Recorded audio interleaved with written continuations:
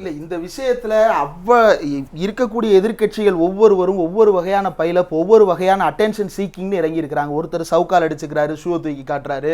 இன்னொருத்தர் நேற்று அப்பாவும் மகனும் ஒரு பக்கம் சண்டை, அது கூட வேற பிரச்சனை. இன்றைக்கு விஜய் தானே எதிர்த்த ஆளுநர் பதவியை இன்னைக்கு தானே போய் வழக்கமான சம்பிரதாய அரசியலை அவரும் கூட செய்கிறார். அப்போ ஒவ்வொருத்தரும் தன் மீதான அட்டென்ஷன் கிராபிங் அப்படின்னு செய்து கொண்டிருக்கும் பொழுது இது அட்டென்ஷன் கிராபிங் தான் என்று பேசுவது அதுவே ஒரு அரசியல், அதுவே திசை திருப்புவது அப்படின்ற வாதத்தை நான் ஏற்கல. மாறாக அந்த மாணவிக்கு நீதி கிடைக்க வேண்டும் அப்படின்றதா எல்லோருடைய குரல். நீதி கிடைக்காது என்கின்ற அவநம்பிக்கையை ஏற்படுத்த விரும்பவில்லை. ஏனென்றால் நீதி கிடைக்காது அப்படின்ற அவநம்பிக்கை எப்போது பிறந்திருக்கணும் அப்படின்னா, இப்போ அந்த நபர் கைது செய்யப்படவே இல்லை அப்படின்னா அந்த மாதிரியான நடவடிக்கை எடுத்திருக்கலாம். கைது செய்யப்பட்டிருக்கிறார், விசாரணை நடைபெறுகிறது, அதுல சிக்கல்கள் இருக்குது அப்படின்னா அந்த சிக்கல்களை பேசுவதில் எந்த பிரச்சனையும் இல்லை. அது கோர்ட் டுக் த காக்னிசன்ஸ், கோர்ட் விசாரணைக்கு எடுத்திருக்கிறது, கோர்ட்டும் கேள்விகளை எழுப்பி இருக்கிறது, நீதிமன்றத்துக்கு காவல்துறை பதில் சொல்ல கடமைப்பட்டிருக்கிறது, அந்த பதில காவல்துறை சொல்ல போகிறது, அடுத்தடுத்த விசாரணை நகர போகிறது. ஒரு போன் வச்சிருந்தாரா, 2 போன் வச்சிருந்தாரா, 3 போன் வச்சிருந்தாரான்றதெல்லாம் ஃபர்தர் இன்வெஸ்டிகேஷன் நடக்கட்டும். அருண்குமார் முன்னக்கூட்டியே வார்த்தையை விட்டுட்டார் அப்படின்னா அதை விமர்சிங்க, தப்பே இல்லை, அது கோர்ட்டே கூட கேள்வி எழுப்பி இருக்கிறது.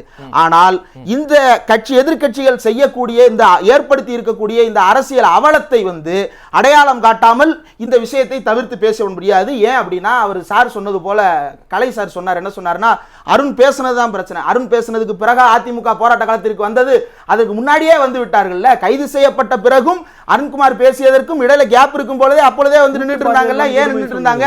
அப்ப அதுக்கு தேவையே வந்திருக்காது. அருண் பேசுனதுல தான் உங்களுக்கு முரண்பாடை கண்டுபிடிச்சீங்கன்னா அதுக்கு பிறகுதானே வந்திருக்கணும். முன்னாடியே நீங்க ஒரு முரண்பாடுகள் அது ஒண்ணு, அது மட்டும் இல்ல. இப்படி மொத்தமா அரசியலாக டைவர்ட் பண்ணிட்டு அந்த மாணவர்கள் விஷயத்தில் எஸ்எஃப்ஐ முன்னெடுத்த அந்த போராட்டத்தின் மீதான கவனத்தை தங்கள் பக்கம் எடுத்துக்கொள்வதுதான் இவர்கள் அவ்வளவு பேருடைய திட்டம். எஸ்எஃப்ஐ போராட்டத்திற்கு கிடைத்த குறைந்தபட்ச வெற்றி அவர் கைது செய்யப்பட்டிருப்பது. எஸ்எஃப்ஐ தொடர்ந்து மாணவர்களுடைய பாதுகாப்பு குறித்து குரல் கொடுத்து வருகிறது. அது குறித்து எத்தனை பேர் இங்கு பேசி இருக்கிறார்கள், எஸ்எஃப்ஐ போராட்டத்திற்கு எத்தனை பேர் ஆதரவு தெரிவித்திருக்கிறார்கள் சேர்த்து கணக்கில் எடுத்துக்கணும். மாணவர்களுடைய பாராட்டு, மாணவர்களுடைய பாதுகாப்பு, பெண்களுடைய பாதுகாப்பு இரண்டும் ரொம்ப அல்டிமேட். அந்த அல்டிமேட்டத்துல அரசு எந்த விதத்திலையும் கைவிரிக்கல. இன்றைக்கும் கூட முதலமைச்சர் உறுதி கொடுத்து தான் பேசி இருக்கிறார்.